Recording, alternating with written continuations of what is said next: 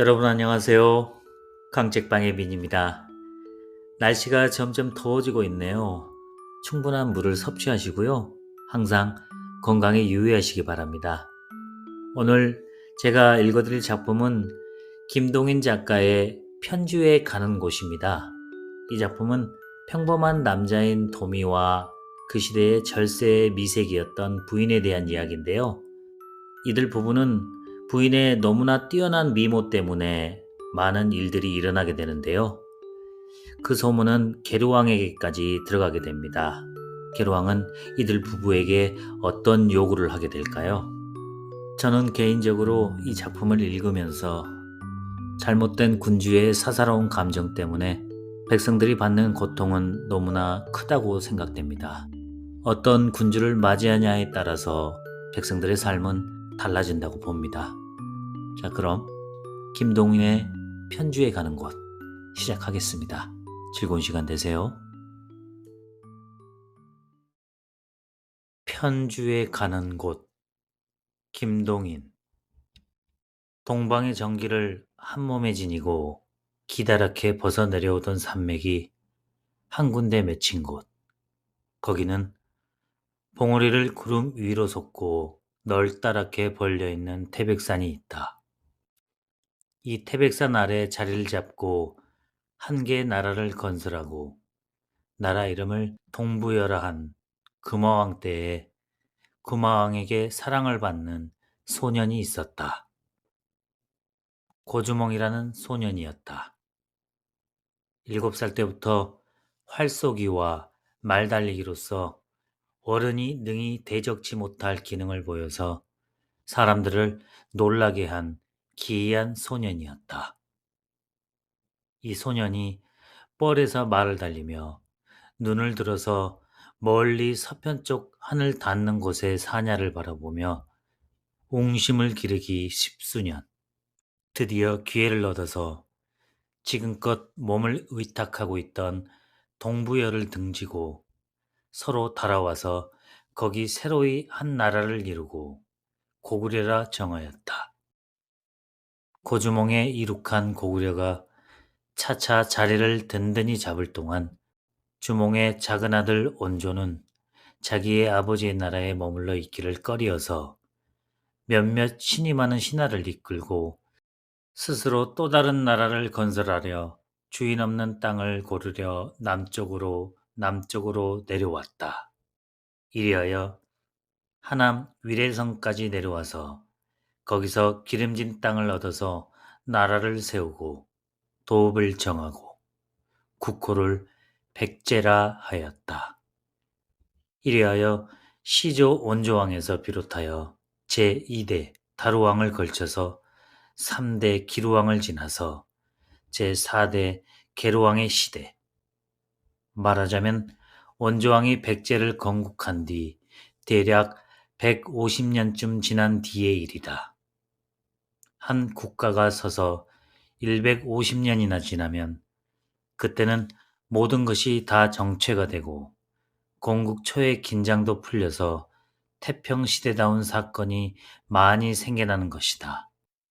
게루왕의 망령 때문에 생겨난 한 개의 비극도 건국의 긴장이 풀리기 때문에 생겨난 것이다.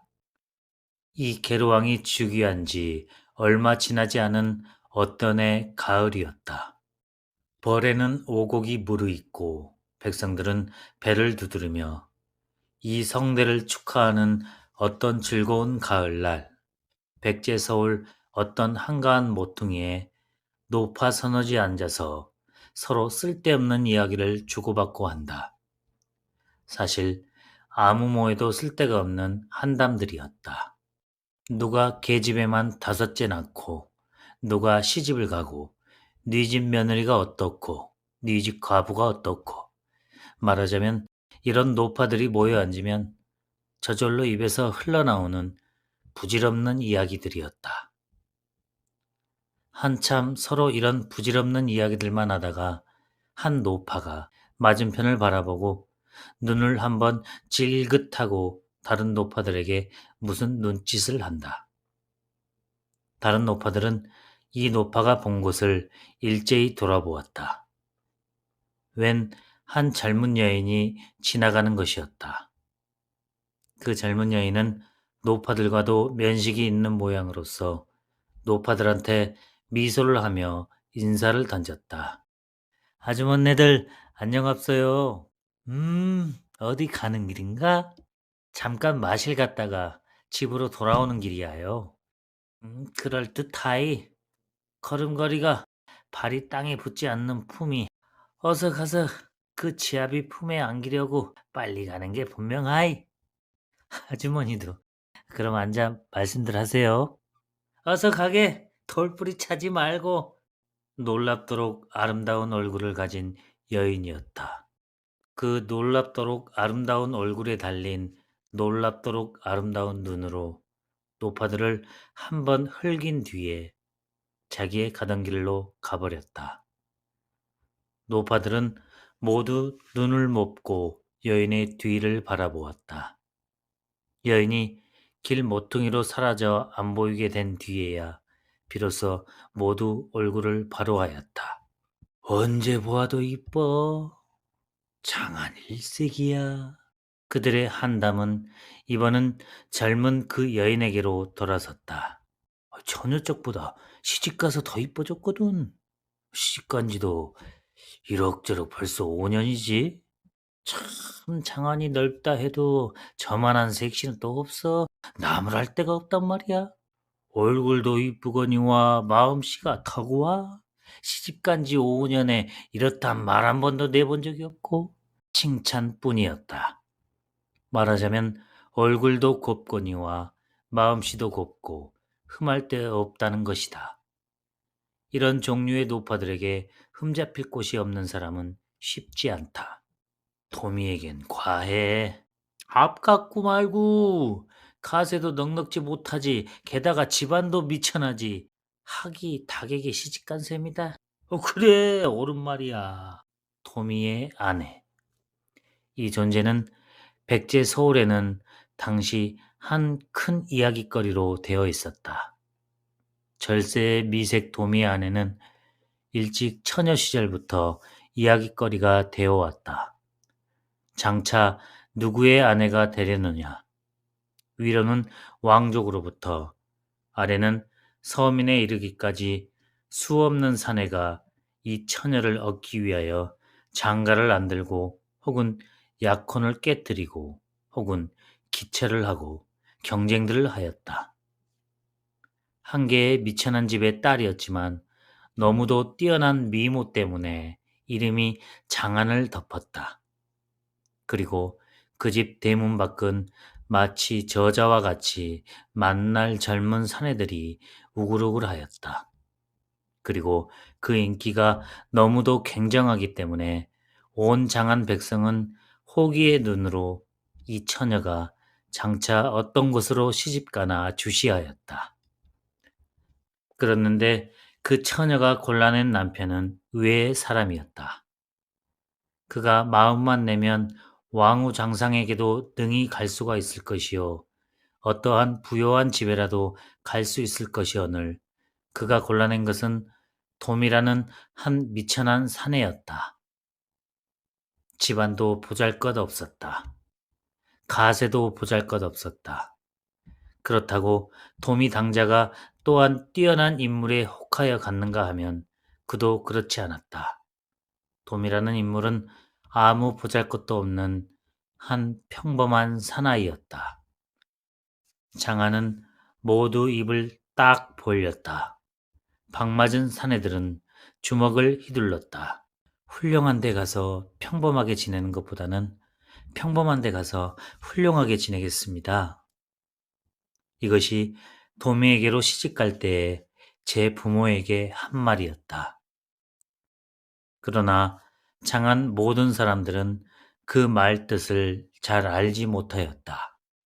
그리고 그의 결혼은 불행한 결말을 맺으려니 하였다.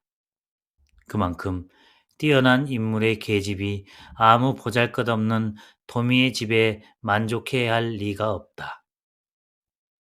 지금 철없이 가기는 했지만 얼마를 못 살고 다시 돌아올 것이라 하였다. 그들의 상식으로 보자면 그렇게밖에 해석할 수가 없었다.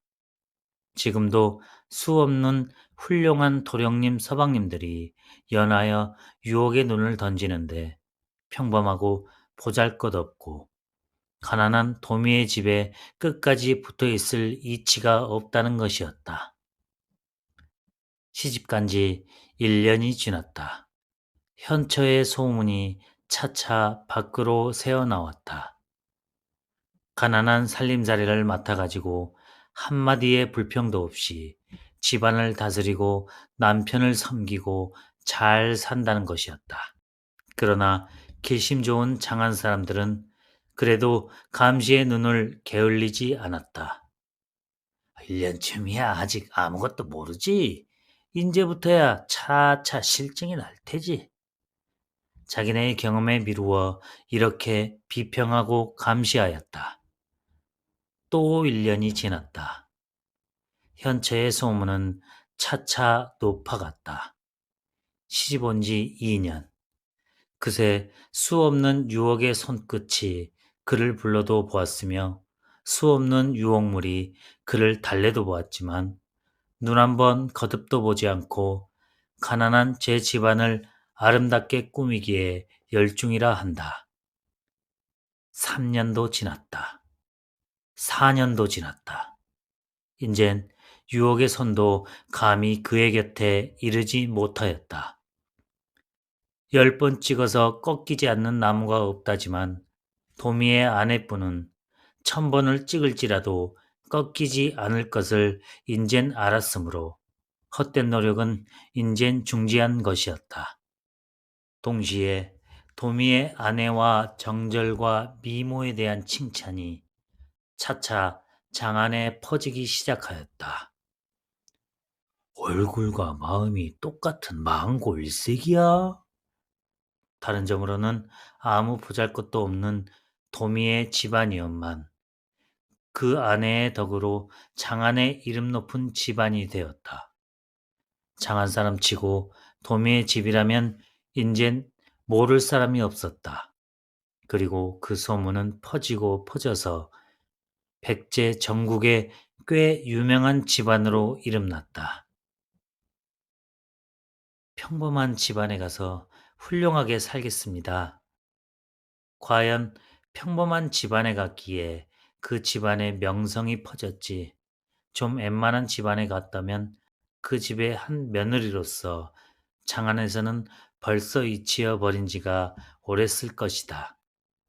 이리하여 도미의 집안은 나날이 유명해지어서 가세와 문벌은 보잘것이 없지만 이름 높기로는 어느 재상의 집안보다도 나았다. 도미의 아내의 소문은 드디어 대궐 안에까지 들어갔다. 국가 창건도 제3대까지 지나서 제4대쯤부터는 저기 긴장미도 잃고 차차 안위를 즐기게 되는 때 국왕계로도 어리석다든가 포악하다든가 하는 왕은 아니었으나 태평시대의 임군으로서 많은 궁녀를 두고 한가로운 그날그날을 술과 놀이로 보내는 그런 종류의 왕이었다. 그리고 많은 궁녀를 지내보았으니 많지 여인에게 대하여 자가 독특의 견해도 가지고 있는 왕이었다. 어떤 날 그날도 신하들과 역시 연회를 열고 계집들을 들여놓고 놀 때의 말말결의 신하들에게서 도미의 아내의 평판을 들은 왕은 처음에 웃어버렸다. 옆에 내게 대체 정절이라는 게 어디 있어? 여기 대하여 약간의 반대의 의사를 표한 것은 일찍이 도미의 아내의 정절을 매우 아름답게 보던 노신이었다. 첫사오나 도미의 아내만은 아마 세상 보통의 여인과 좀 다른 데가 있는 모양이옵니다. 그게야 아직 독특한 유혹을 겪지 못했기에 그렇겠지. 혹은 조용한 곳에 은근히 유혹을 받아보거나 혹은 눈에 현혹되는 보물로서 유혹을 받아본 일이 없기에 그렇겠지. 똑똑히 알지 못하옵거니와 조용한 곳에서도 적지 않은 유혹을 받아보았다는 모양이옵니다. 이러한 말이 오고 가는 동안에 왕은 지금 너무도 세상 평판이 높은 소위 도미의 아내의 정절이 얼마나 한 것인지 시험하여 보고 싶은 생각이 일어났다. 여자에게 정절이 대체 뭐냐? 그것은 독특한 유혹을 겪어보지 못하였기에 정절이라는 것이 있지. 왕의 영화 후궁의 영광으로 유혹해도 그냥 굽히지 않을 계집이 어디 있겠느냐? 이 태평 시대의 전형적 임군 계로왕은 이리하여 도미의 아내를 시험하면 제 아무리 정절로 이름 높은 계집일지라도 넉넉히 꺾을 수 있을 것으로 깊이 믿고 성사가 되겠느냐 안 되겠느냐 하는 문제를 내걸고 신하들과 내기를 걸었다. 그로부터 며칠 뒤 남편 도미가 갑자기 어전에 불리었다. 한미한 집안에서 생장한 도미는 어전에 불릴 일이라고는 손톱만치도 없었다. 그래서 무슨 일인지를 모르고 황급히 왕사에게 이끌려 입골하였다. 감히 눈을 뜨지도 못하고 어전에 꿇어 엎드려 몸만 벌벌 떨고 있는 도미에게 향하여 왕이 직접으로 내린 첫말. 네가 도미라는 백성이냐? 황공무지하옵니다. 네 아내가 정절이 높다고 그 소문이 내 귀에까지 들려와 사실로 그렇듯 정절이 높으냐? 황공하옵니다.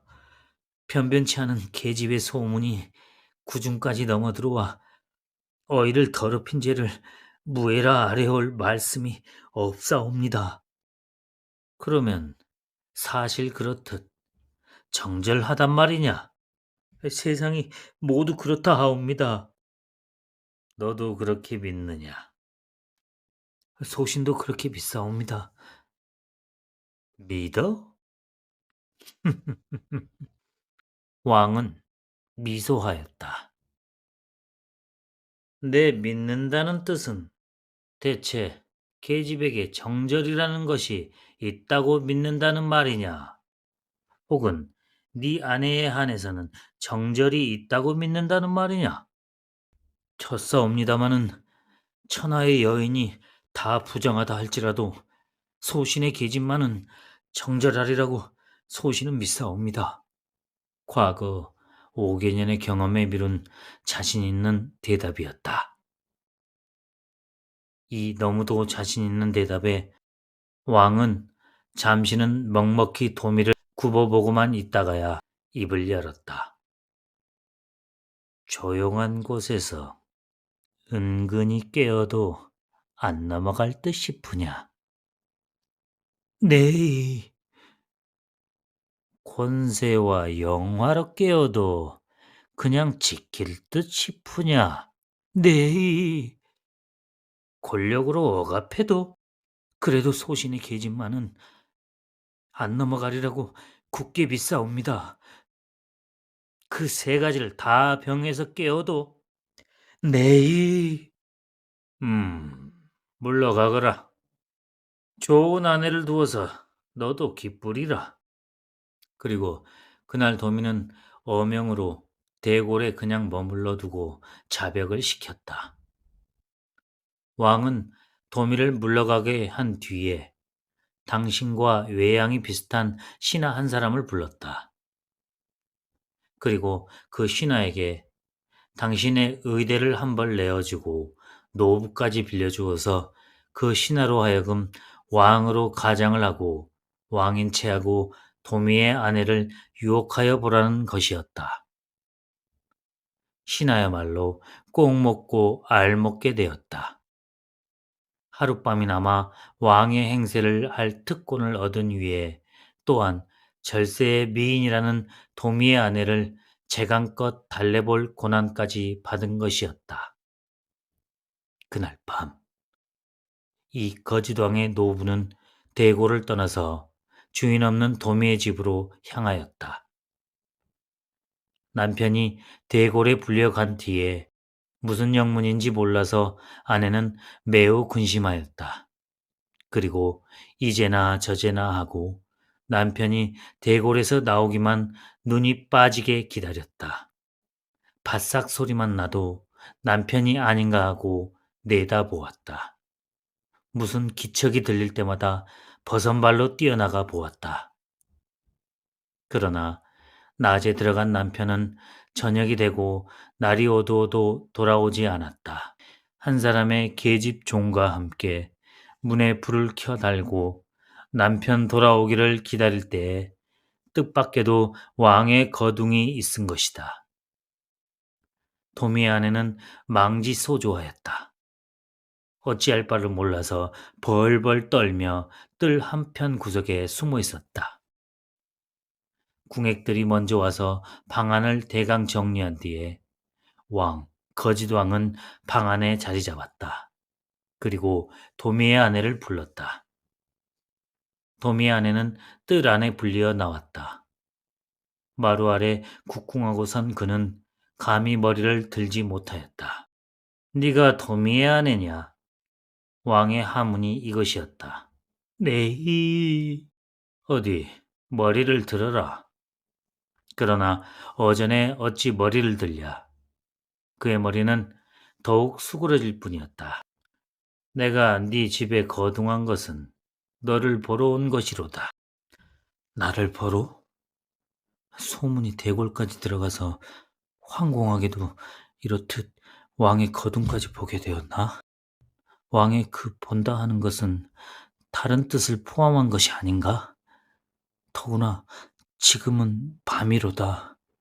단지 보기 위해서는 대궐로 불러서도 넉넉할 것이요. 밤이 아닐지라도 좋은 것이오늘. 머리를 푹 숙이고 있는 도미의 아내의 가슴에는 천가지 만가지의 생각이 오락가락하였다. 과왕이 다시 입을 열었다. 이봐라. 오늘 네 그 지아비를 대궐로 불러들인 것은 너도 알지? 네, 아옵니다. 너는 그 지아비를 무엇으로 아느냐? 네, 하늘로 생각하옵니다. 그 지아비의 뜻이면 어떤 것이든 따라야 하는 줄 아느냐? 아옵나이다. 네 뜻과 거슬리는 일이라도? 네, 가왕은 미소하였다. 그러면 너는 단장을 다시 하고 이 방으로 들어오너라. 오늘 짐은 대궐에서 네 그 지아비와 장기를 두었다. 짐이 지면 네 그 지아비에게 높은 벼슬을 주기로 하고, 짐이 이기면 짐이 하룻밤 네 그 지아비의 행세를 하기로 해서 짐이 이겼으니 네 그 지아비의 뜻이로다. 할 수 없다. 청천의 병력이었다. 어이가 이럴진데 이를 어찌 피하나. 더구나 남편의 뜻이라 하여 강제하며 왕의 권력으로서 누르니 이를 어찌 모면하나. 슬기로운 도미의 아내이었으나 이 급박한 변에는 갑자기 좋은 수가 생각이 나지 않았다. 어전에 궁극하고 선 그는 땀을 뻘뻘 흘렸다. 네 뜻에는 비록 맞지 않을지라도 남편의 뜻이라면 시행하겠노라고 네 말로도 한 바로다. 자, 어서 채비를 하여라.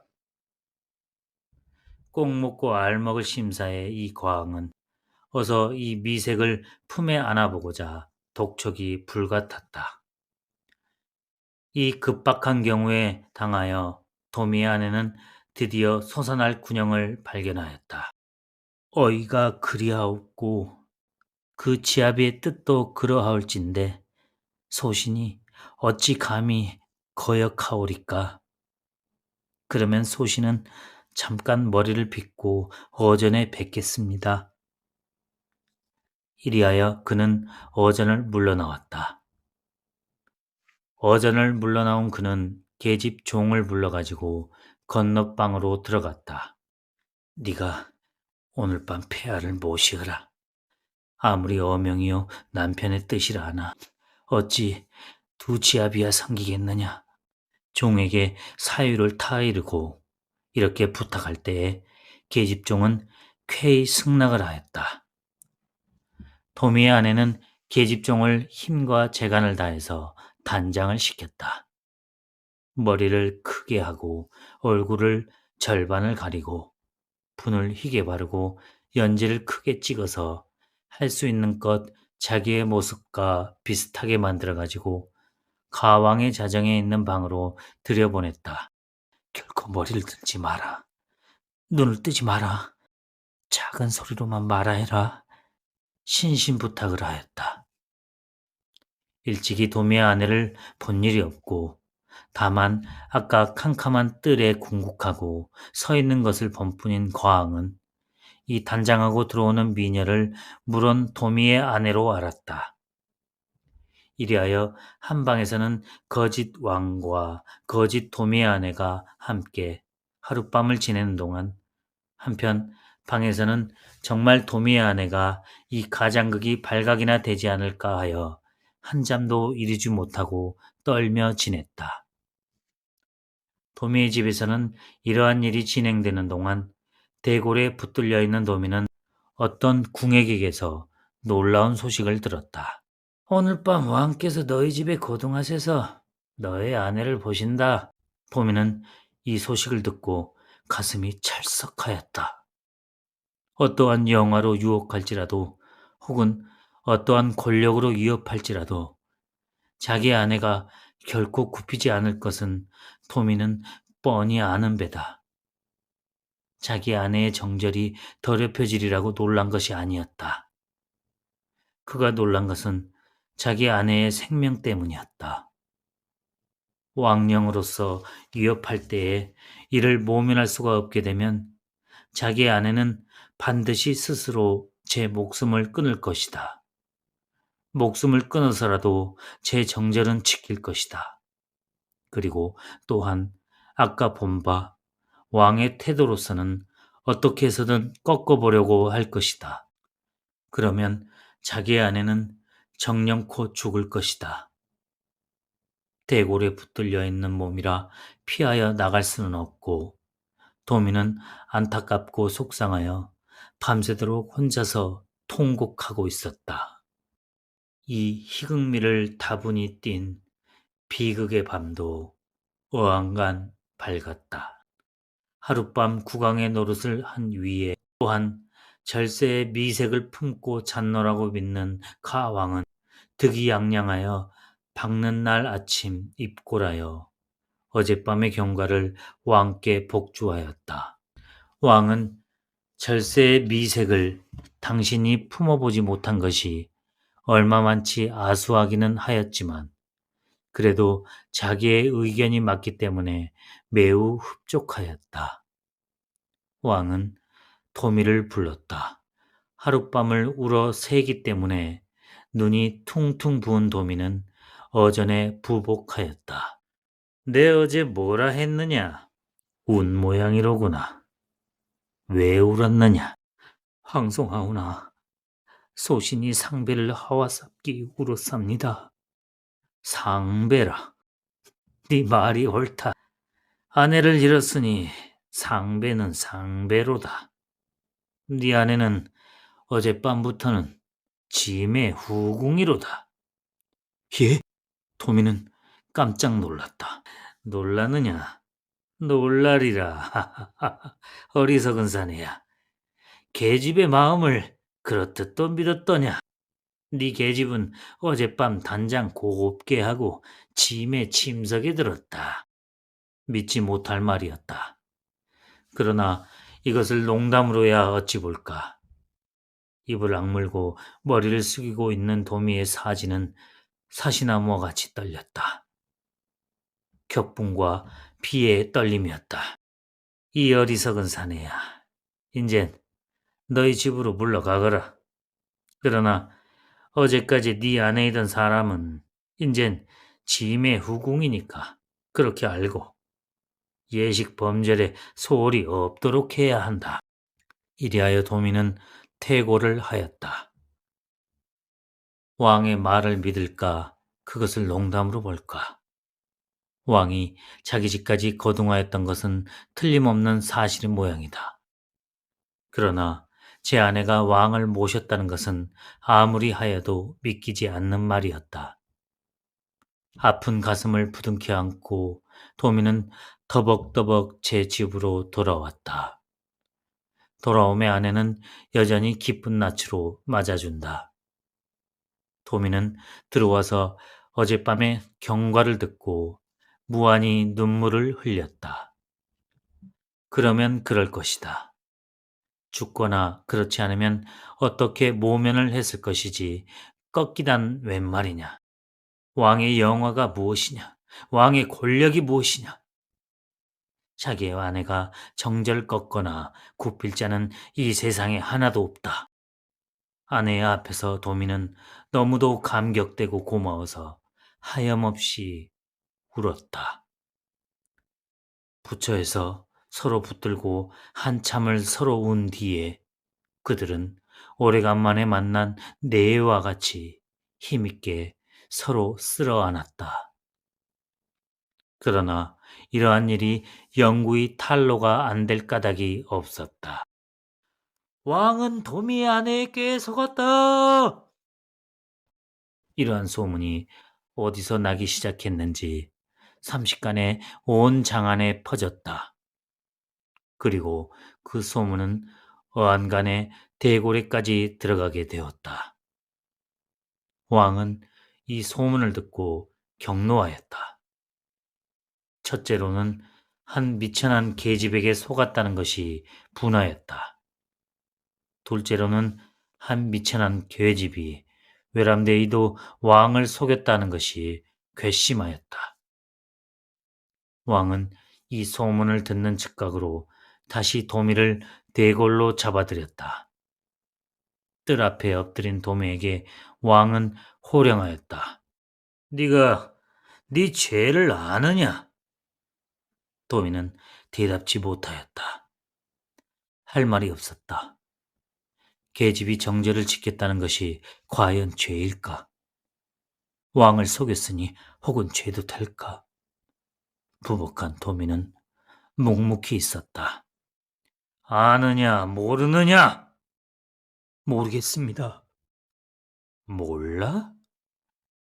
네 계집이 임군을 속인 것을 너는 모른단 말이냐?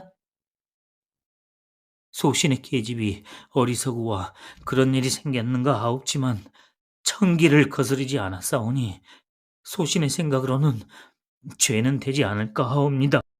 이놈, 뭐? 죄가 아니야? 저놈을 국법에 의지해서 왕령을 어긴 죄로 두 누나를 빼고 물에 띄워 내버려라! 추상 같은 엄령이 내렸다. 이리하여 도민은 아름다운 아내를 두었던 탓으로 두 누나를 뽑히고 노며치가 없는 작달한 배에 실려 송파강 물 위에 정처 없이 떠나게 되었다. 이렇게 도미를 처치한 뒤에 왕은 도미의 아내를 대궐로 불러들였다. 자기의 남편의 운명이 어찌 됐는지 궁금하여 하던 아내는 대궐로 불려서 비로소 자기 남편이 어떻게 되었는지를 알았다. 왕께서 직접 그 말을 들을 때 눈이 아득하였다. 그러나 그는 자기의 온갖 표정을 죽이고 이 뒤에 이를 박해와 싸우려 마음을 가다듬고 뒤를 기다렸다. 왕도 불러놓고 보니 과연 미색이었다.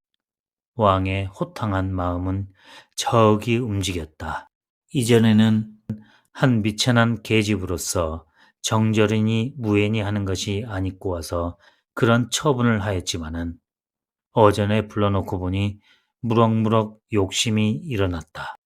아, 네 남편은 말한 바와 같이 국법에 의지해서 처형을 했다. 지금쯤은 멀리 어느 대바다에 떠나갔을 게야. 그러니 너는 인젠 주인이 없는 몸이라. 주인이 없는 몸도 정절이 있어야 하느냐? 도미의 아내는 생각하였다. 지금 한마디의 잘잘못으로 자기의 운명은 결정이 될 것이다. 잠시를 생각한 뒤에야 대답을 하였다.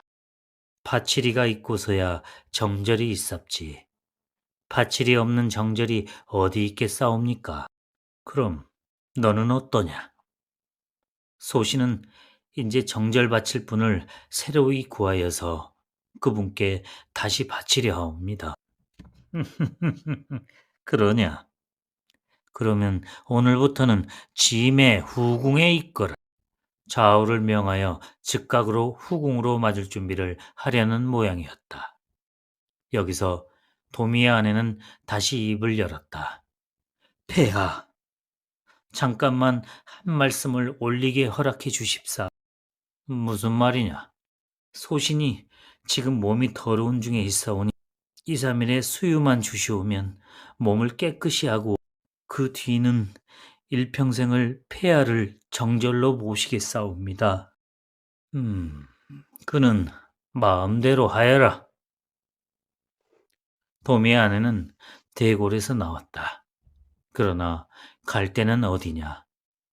남편이 있었기에 집이지 남편이 없는 집에 무얼 하러 갈까? 그는 자기의 남편을 뛰어보냈다는 강변으로 달려갔다. 달려오기는 달려왔으나 남편의 배가 아직도 강변에 있을 리가 만무하였다. 푸르른 강물은 고요히 아래로 흘러내려갈 뿐이었다. 아, 어찌하나 집으로 돌아갔다가는 다시 대걸로 붙들려 갈지도 알 수 없다.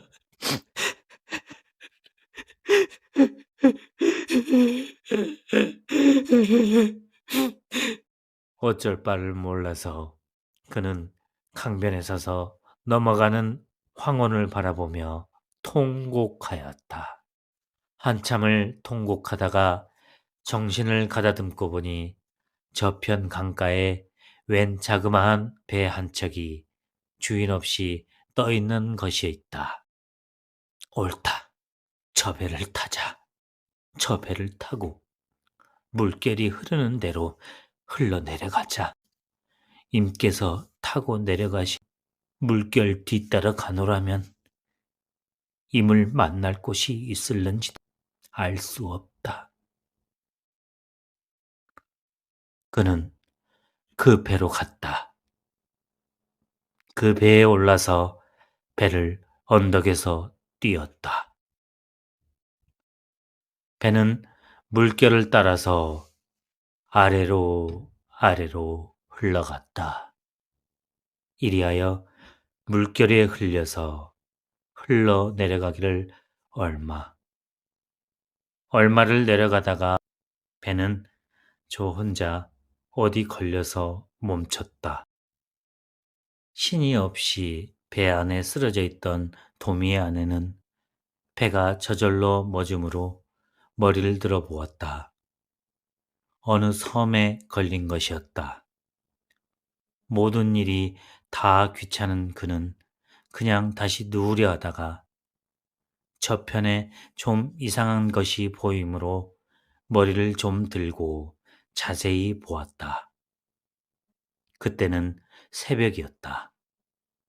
새벽 어둠컴컴한 가운데 저편 섬 가운데서 무엇이 꿈틀거리고 있는 것이었다.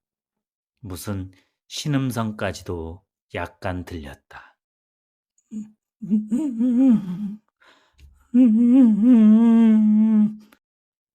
눈이 번쩍하여 다시 자세히 보니 그것은 분명히 사람이었다. 웬 사람이 섬 위에 쓰러져 혼자서 신음을 하고 있는 것이었다. 그는 가슴이 철썩하였다. 그 사람을 그는 제 남편으로 보았다. 갑자기 맥이 하나도 없이 빠진 다리를 끌고 달려가서 그 사람을 축혀들고 보니 과연 그것은 자기 남편의 틀림이 없었다. 여보세요? 제가 왔습니다. 당신의 아내, 제가 왔습니다. 음, 예, 저, 저예요. 이, 이게 하느님 맙소사.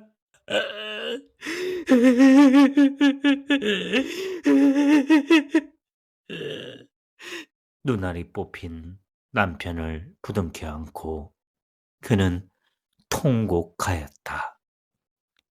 그들은 거기서 나무를 캐어서 요기를 하였다. 그런 뒤에는 한많은 백제를 뒷발로 차고 고구려로 찾아 들어가서 그들의 여생을 보냈다. 마음과 외모가 아울러 아름다운 아내의 부양으로 소경이 남아 기쁨과 만족의 세월을 이 명군 치하의 고구려에서 길이길이 보냈다. 지금까지 김동인의 편주에 가는 곳이었습니다.